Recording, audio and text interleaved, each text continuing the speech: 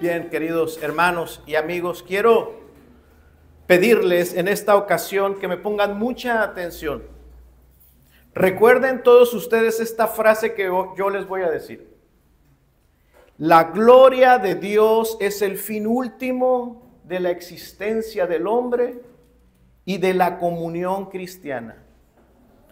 Esta frase refleja el pensamiento de nuestros credos protestantes reformados, quienes enfatizan esta verdad sobre que toda nuestra existencia debe de estar dirigida hacia este propósito supremo de darle la gloria a Dios en todo. Ahora, quiero que piensen en esto que les voy a decir. ¿No es cierto que muchas veces nuestras diferencias, las diferencias que existen dentro de la iglesia, dan un mal testimonio hacia los incrédulos? Ahora quiero que reflexionen. ¿Están de acuerdo conmigo en que la unidad que reflejan los creyentes se vuelve un acto de adoración, un acto que glorifica a Dios cuando los creyentes viven en unidad y en armonía? Hermanos, esto da gloria a Dios. Voy a repetirlo, la gloria de Dios también es el fin último de nuestra comunión cristiana. ¿Con qué propósito nos esforzamos en vivir en armonía dentro de la iglesia? El fin de esto debe de ser darle a Dios la gloria. Este pensamiento lo resume Pablo en este capítulo 15 que vamos a leer juntos a partir del verso 7. Dice la palabra de Dios: por tanto, recibíos los unos a los otros como también Cristo nos recibió para gloria de Dios. Pues os digo que Cristo Jesús vino a ser siervo de la circuncisión para mostrar la verdad de Dios, para confirmar las promesas hechas a los padres y para que los gentiles glorifiquen a Dios por su misericordia. Cuando miras alrededor y ves la diversidad que hay en esta congregación, cuando ves las diferencias de edades, aquí hay niños, hay jóvenes, hay adolescentes, hay ancianos. Cuando ves esas diferencias, cuando ves que quizá tú pertenezcas a un contexto social o económico diferente al de otras personas que están aquí. Cuando consideras que tu pasado religioso antes de venir a Cristo es distinto al de otros que están en la iglesia, o cualquiera de estas cosas son diferentes las tuyas a las de otros hermanos, ¿qué ocurre? Esas diferencias que tú percibes te acercan más hacia los hermanos, o esas diferencias hacen que tú te alejes de ellos. Hoy vamos a hablar de cómo Dios nos llama a aceptar a los demás y cómo este acto de recibir a los hermanos, de aceptar a los demás, es un acto de adoración a Dios. Quiero animarles, hermanos, a reformar nuestra mente, nuestro pensamiento y aprender que la adoración es más que entonar estos bellos himnos que cantamos ahorita. Adoración a Dios también es unidad, armonía, aceptación en medio de la diversidad que pueda existir entre nosotros. Nuestro pasaje contiene 3 aspectos claves que se deben de experimentar en la vida cristiana, en la iglesia. El primero de ellos se encuentra en el versículo 7 y es, hermanos, aceptar a los demás siguiendo el ejemplo de Cristo. Por tanto, dice la Escritura, recibíos los unos a los otros como también Cristo nos recibió para gloria de Dios. Esto es un mandato. No es no es un consejo, no es algo que Dios lo pone a tu consideración. Como fiel cristiano debes de ser alguien que recibe esta palabra como un mandato. Recibíos los unos a los otros de la misma forma que Cristo nos recibió. Jesús nos recibió, hermanos, de una manera increíble. Si tú te consideras cristiano, si tú afirmas ser cristiano, tú eres un hombre o una mujer que fue recibida por Cristo. Ahora, eso es un milagro. Que Cristo te haya recibido, te haya acogido, es un milagro. Porque somos seres indignos, porque somos seres pecadores. Ahora, hermanos, Cristo nos recibió en Él a pesar de nuestra indignidad. Hermanos, eso es un testimonio impresionante de lo que significa amor, de lo que significa gracia, de lo que significa ser humildes. Cristo nos recibió a nosotros, el Hijo de Dios. El Hijo Santo de Dios, aquel que es perfecto en amor, santo, justo, aquel ser glorioso, se acercó a nosotros, hombres pecadores y rebeldes. Y no consideró nuestra indignidad, nuestra bajeza, nuestro pecado como un obstáculo para abrazarnos y tomarnos. Al contrario, Cristo decidió recibirnos con un amor incondicional. Así que cuando una persona en la iglesia rechaza a otro creyente, está sugiriendo que sus estándares son más altos que los de Cristo. Si Cristo nos recibió siendo pecadores, y existen personas en la iglesia que rechazan a otros por ser diferentes a ellos, está sugiriendo esta persona que él es más digno que Cristo, que sus estándares están por encima de los de Cristo, que su dignidad es más alta que la de Cristo, y eso es un error. Eso es una actitud errónea. Para que tú fueras recibido por Cristo y amado por Cristo, implicó que el Hijo de Dios, el Hijo eterno de Dios, quien antes de su encarnación habitaba en gloria, en esa gloria celestial, en ese lugar hermoso y perfecto, lleno de adoración, recibiendo la adoración continua de los ángeles, estando en gloria, Él descendió. Él se humilló y descendió a habitar en nuestro hogar, este hogar miserable, este mundo de pecado y de tinieblas. El que seas tú un hijo de Dios, el que seas un cristiano, implica que para recibirte Cristo, Él tuvo que sufrir una muerte angustiosa, una muerte indescriptible. Recíbanse, así como Cristo los ha recibido ustedes. Pero mire qué sacrificio tan grande ha hecho Cristo por nosotros. Pero cuando nosotros aceptamos a los demás hermanos que son diferentes a nosotros, no hacemos ninguno de esos sacrificios que Cristo hizo. Por lo tanto, hermanos, debemos sin reparos recibirnos unos a otros. Debemos reflejar a Cristo recibiendo al hermano. Y dice Pablo, para la gloria de Dios. Esto da adoración a Dios. Esto es un tributo de alabanza y de adoración a Dios. Así es que cuando hablamos de unidad en la iglesia, no tengamos en mente que ese esfuerzo que hacemos por convivir en armonía, el fin último es que tengamos una sana convivencia entre todos. Ese no es el fin principal.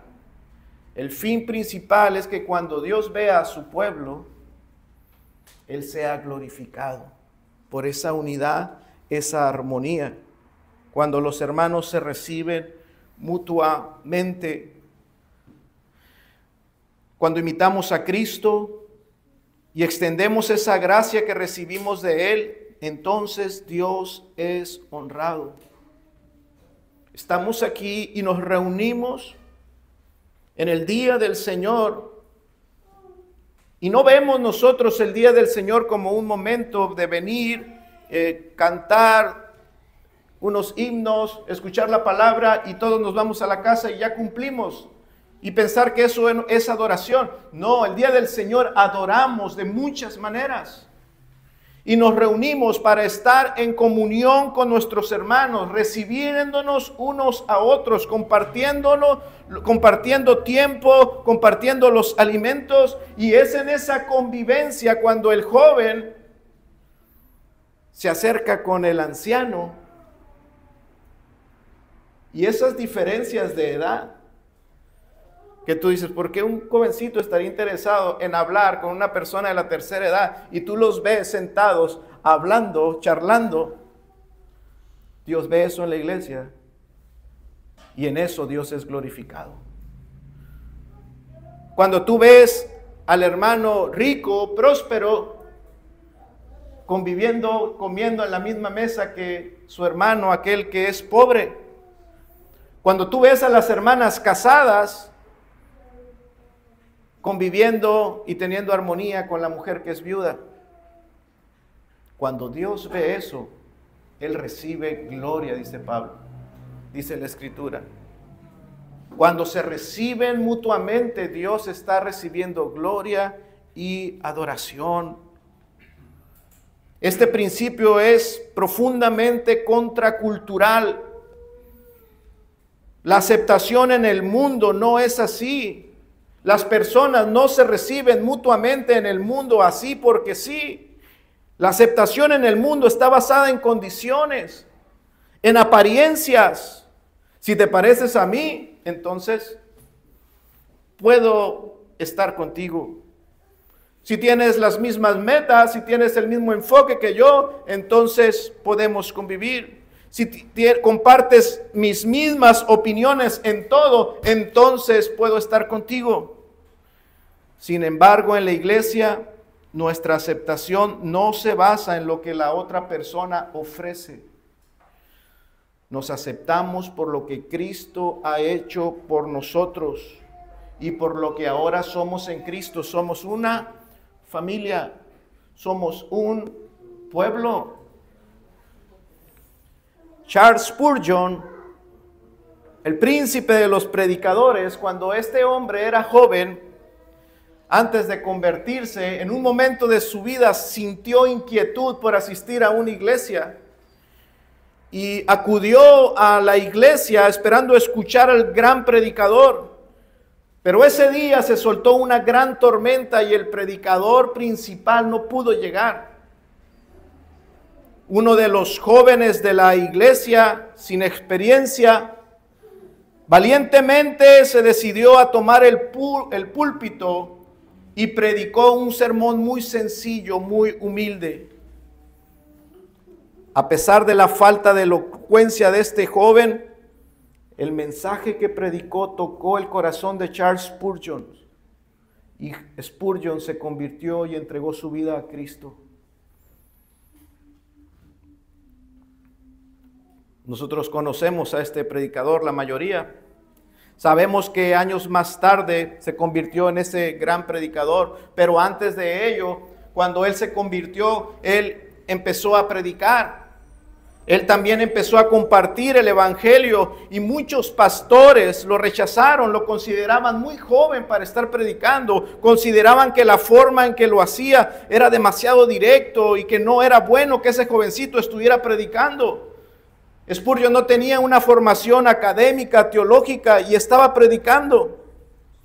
Pero a pesar de las críticas, Spurgeon perseveró, sabiendo que Dios lo había aceptado y lo había llamado. El resto ya es historia. Sabemos que su ministerio creció hasta impactar a millones de almas y aún sus sermones siguen siendo escuchados por miles y miles a lo largo de todo el mundo.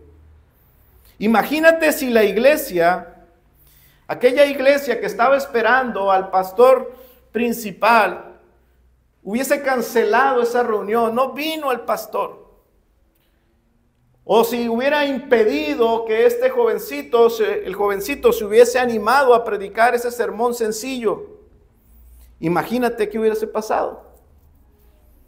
Imagínate entonces también que aquellas personas hubieran insistido en que Spurgeon no predicara o no podía predicar porque los estándares que ellos tenían eran más altos que los de Cristo y lo descalificaban. Hermanos, la iglesia habría perdido una de las voces más poderosas de todos los tiempos. Recuerden, hermanos, que no somos llamados a juzgar según nuestras medidas, sino a aceptar al hermano como Cristo nos aceptó para la gloria de Dios. Por tanto, recibíos los unos a los otros, como también Cristo nos recibió para gloria de Dios. Luego la palabra nos muestra que la unidad en la diversidad es parte central del plan de salvación. Esta unidad en la diversidad siempre estuvo presente en el plan de Dios a través de toda la historia de la redención. El propósito de Cristo era salvar a un pueblo conformado por personas muy diferentes, judíos y gentiles. Hoy vivimos en un mundo globalizado donde compartimos muchas cosas con el resto del mundo. Pero en los tiempos de Pablo, las barreras sociales y las barreras religiosas eran muy grandes.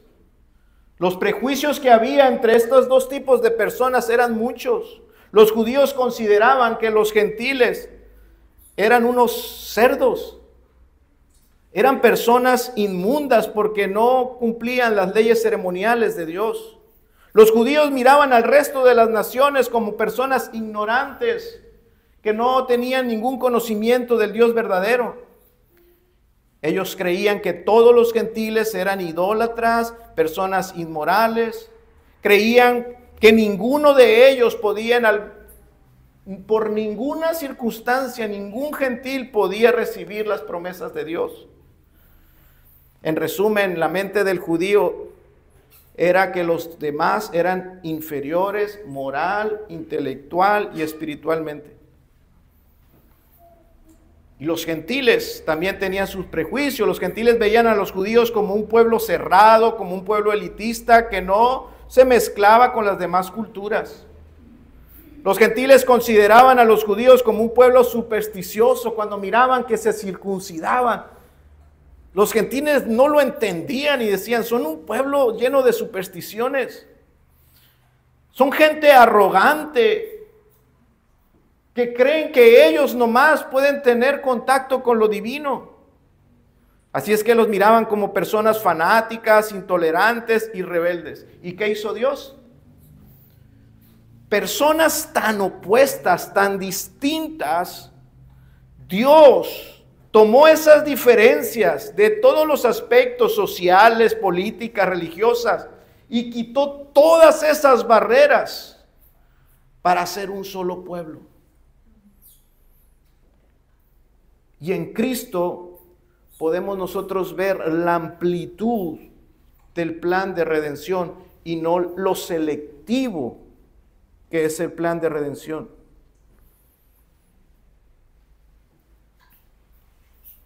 No podemos tener esa visión de ser selectivos con aquellos que solamente son como nosotros, exactamente igual que nosotros, en cosas secundarias. Cuando el plan de redención nos mostró que de esos dos pueblos hizo uno solo, de personas tan distintas, hizo uno solo. A los judíos en el versículo 8, Pablo les dice, judíos, Cristo vino a confirmarles sus promesas, glorifiquen a Dios por su fidelidad.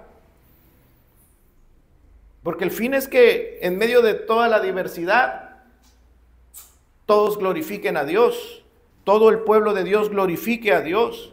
Dios prometió a Abraham y a su descendencia darles la tierra como posesión eterna. Glorifiquen a Dios porque Cristo mismo es la heredad ahora de todos los verdaderos hijos de Abraham. Dios le aseguró a Abraham que su descendencia sería tan numerosa como las estrellas del cielo. Ahora Cristo ha confirmado esa promesa, siendo Él mismo el poseedor de ella, y a través de Cristo se han engendrado multitud de hijos de la fe. Dios prometió a Abraham que en su simiente serían benditas todas las naciones de la tierra. Dios cumplió esa promesa. La simiente de Abraham, que es Jesucristo, llegó.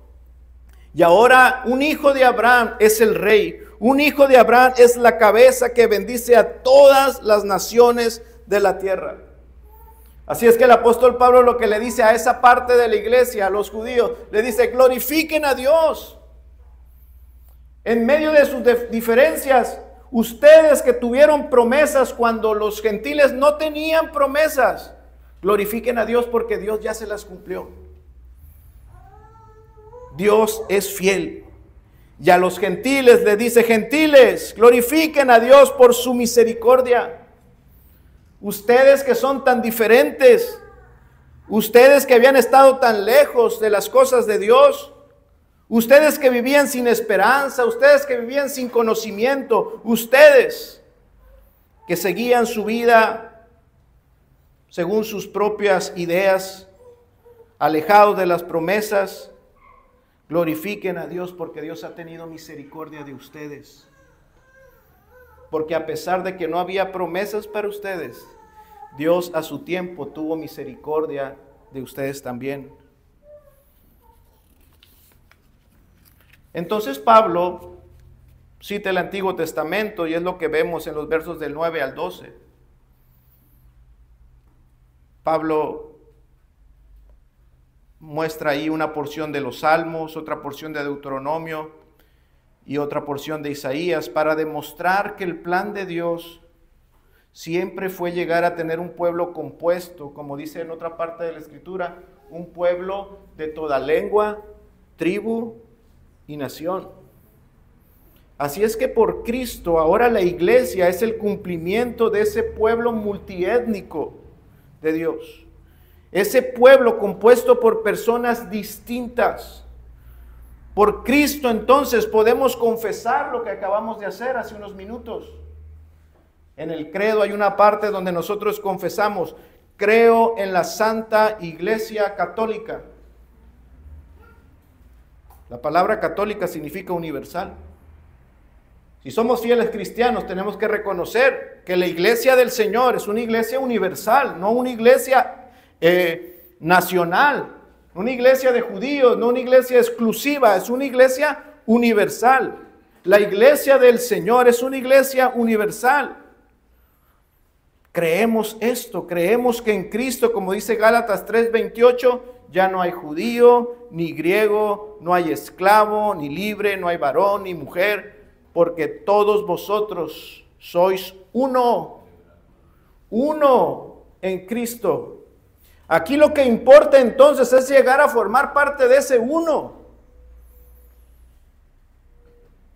Llegar a formar parte de ese uno, y eso solamente es por medio de la fe en Cristo Jesús que nos volvemos parte de la familia de Dios. Pero si somos parte de ese uno, todos somos iguales. Somos parte de ese cuerpo de Cristo. Así es que en Cristo ya no hay barreras en cosas secundarias, o no las debe de haber, iglesia. Debemos de derribar cualquier obstáculo que nos separe de nuestros hermanos, obstáculos que sean secundarios. Es que no come como yo, es que no piensa como yo, no está educando a sus hijos como yo, no viste como yo. Todas esas cosas no pueden dividirnos. Cristo ya derribó todos esos obstáculos. Así es que aunque dentro de la iglesia no existan esas diferencias tan radicales como las había entre judíos y gentiles, Hermanos, aún existen diferencias que nos pueden separar de nuestros hermanos, que nos pueden distanciar. ¿Y a qué me refiero distanciar? En el evitar. Podemos estar conviviendo en un mismo espacio, pero evitando la comunión con aquellos que no son igual a nosotros en cosas secundarias. Todos compartimos una misma fe y en la fe todos debemos de tener un mismo pensamiento. Pero cuando se trata de cosas de la vida, cosas secundarias, no debieran de ser, hermanos, un obstáculo. No. Cristo dio su vida por esta unidad que tenemos en Él y ahora juntos debemos de darle gloria a Dios, comportándonos como un solo pueblo. Como un solo pueblo. Versículo 13.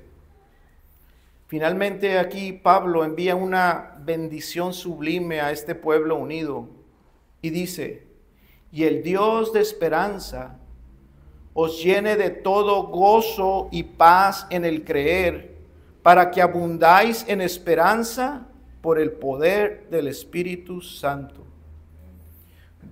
Esperanza, gozo y paz para el pueblo unido. ¿Escuchó? Una iglesia unida nunca estará en una situación desesperanzadora. ¿Escuchó?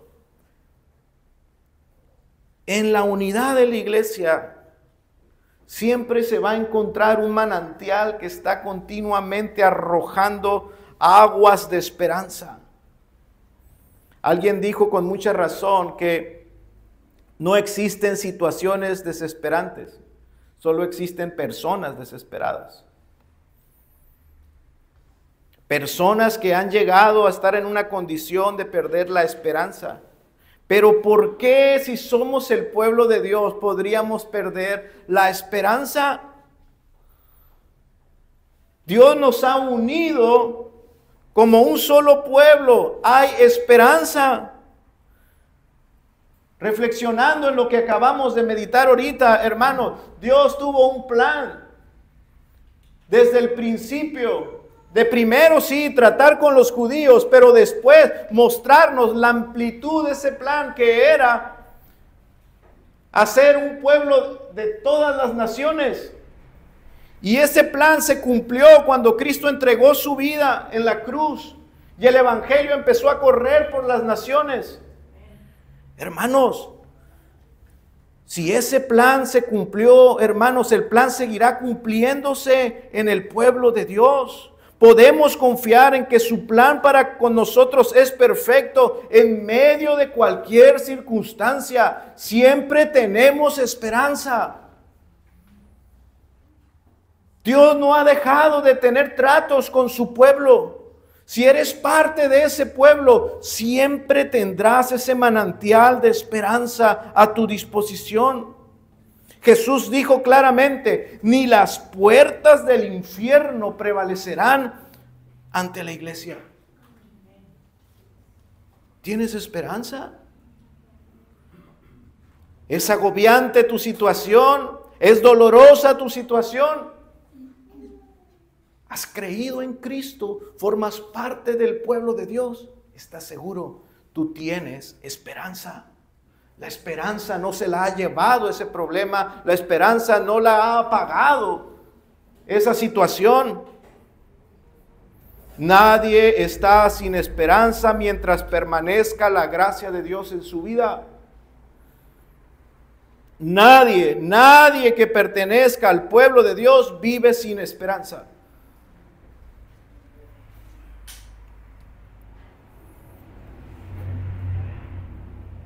Ahora, hermanos, si Dios nos ha unido como un solo pueblo, no solamente tenemos esperanza, tenemos también, dice el texto, gozo. Gozo. No solamente estamos en esta vida esperanzados y tristes, esperanzados y apachurrados. No. Esperanza y gozo, también dice Pablo, hay una bendición de gozo sobre la iglesia unida. Nos regocijamos como cristianos en el Señor, dice Filipenses, siempre. Regocijaos en el Señor siempre. ¿A qué? A causa de la esperanza que tenemos. Si tenemos esperanza, podemos tener gozo siempre. Esa esperanza que tenemos, hermanos, produce en nosotros ese profundo gozo aún en los tiempos más difíciles. Es un gozo muy distinto a la alegría del mundo. Un gozo que la gente te ve y dice, ¿cómo puedes experimentar ese gozo en esta circunstancia? Bueno, es que es fruto de la esperanza que tengo en Cristo. Y yo lo tengo y el mundo no lo tiene. Pero el pueblo de Dios es un pueblo con gozo. Isaías 35 dice, los redimidos de Jehová volverán y vendrá nación con alegría y gozo perpetuo sobre sus cabezas. Y tendrán gozo y alegría y huirán la tristeza y el gemido. Esta es la bendición de los hijos de Dios. Esta es la bendición de este pueblo unido. Esta es la bendición que experimentas de aquellos que se reciben unos a otros como Cristo los ha recibido. Experimentan esperanza y gozo. Todas estas cosas, la unidad y sus frutos, esperanza, gozo y paz, solamente son posibles, dice el verso 13, por el poder del Espíritu Santo. Amén. Tú no puedes producir esa esperanza. Tu corazón solo no puede producir ese gozo y esa paz. No puede. Solamente el Espíritu Santo puede producirlo en tu corazón. Cuando el Espíritu de Dios no está o está contristado, no hay estos frutos. Solamente Él lo puede hacer. Un corazón sin Dios nunca puede producir esto. Pero donde está el Espíritu de Dios, están sus frutos. La paz, el gozo y la esperanza son cosas que nunca van a faltar. Por lo tanto, hermanos, si hay algo de esto en nuestras vidas, si hay algo de esperanza, si hay algo de gozo, si hay algo de paz en medio de las tribulaciones, tendremos que darle a Dios la gloria porque Él es el que la produce en nosotros. Es Él. Qué glorioso es nuestro Dios. Pues bien lo dijo Jesús, sin mí nada podéis hacer. Sin Cristo no puede haber unidad en la iglesia. Sin Cristo no hay nada de esto. No hay frutos espirituales. Él lo es todo para nosotros. Él lo es todo para el creyente y para este pueblo. Este es un pueblo diferente a las demás naciones. El pueblo de Dios es diferente. Este pueblo depende absolutamente de su Dios. Así como el pueblo en el desierto dependía de la gracia de Dios, de que Él enviara el maná, de que Él les diera el agua, de que Él preservara sus vestiduras, su calzado. Hermanos, nosotros que somos el pueblo de Dios y que estamos en este desierto, en el desierto de este mundo de pecado, Dios es nuestro único sustento. Él lo es todo para nosotros. Él lo es todo para nosotros. Así es que no seamos, como dice la Escritura, no sean como vuestros padres en el desierto, que se quejaron y murmuraron, porque las circunstancias a su alrededor estaban difíciles. No. ¿Qué tenemos distintos a ellos, hermanos? Que Dios nos ha dado de su Espíritu. La promesa del Evangelio se cumplió y somos un pueblo que vino Dios a habitar en nosotros, no con nosotros. Ahora Dios está en nosotros. En nosotros, y ese Dios en nosotros, hermanos, produce en nosotros los frutos espirituales. Cierra nuestra boca a la queja, cierra nuestra boca a la murmuración. nos llena de fe, de esperanza y de obediencia a Dios. Y podemos, hermanos, entonces atravesar este desierto hasta que lleguemos a la tierra prometida. Nosotros poseeremos la tierra que Dios nos ha dado por heredad. Somos el pueblo que tendrá la gloria eterna y experimentará el reino consumado de Cristo en su regreso. Y eso lo tenemos seguros porque porque Dios ha puesto su Espíritu en nosotros.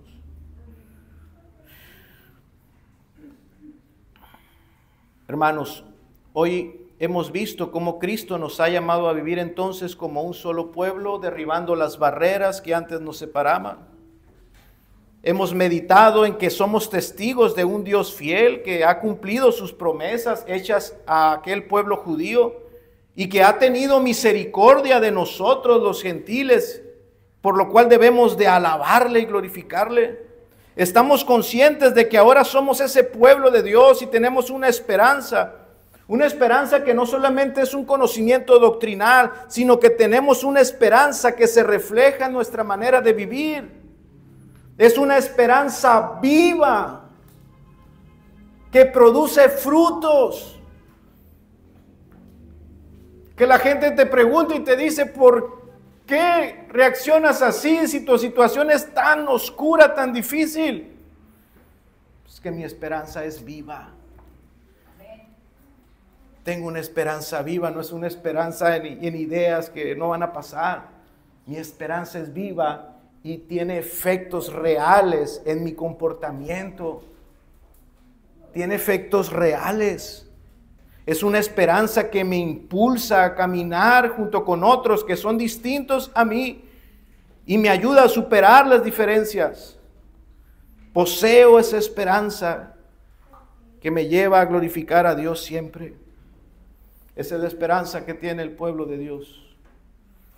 Así que, hermanos, el mensaje es claro. Dios merece la gloria.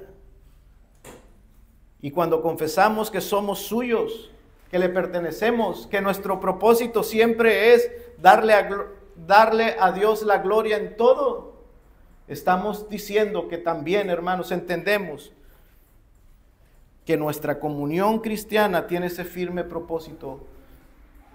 Superaremos las diferencias que hay entre nosotros porque el fin último es darle la gloria a Dios y yo nací para darle la gloria a Él. Yo fui salvado de mis pecados para ser parte de ese pueblo que glorifica a Dios. Amén.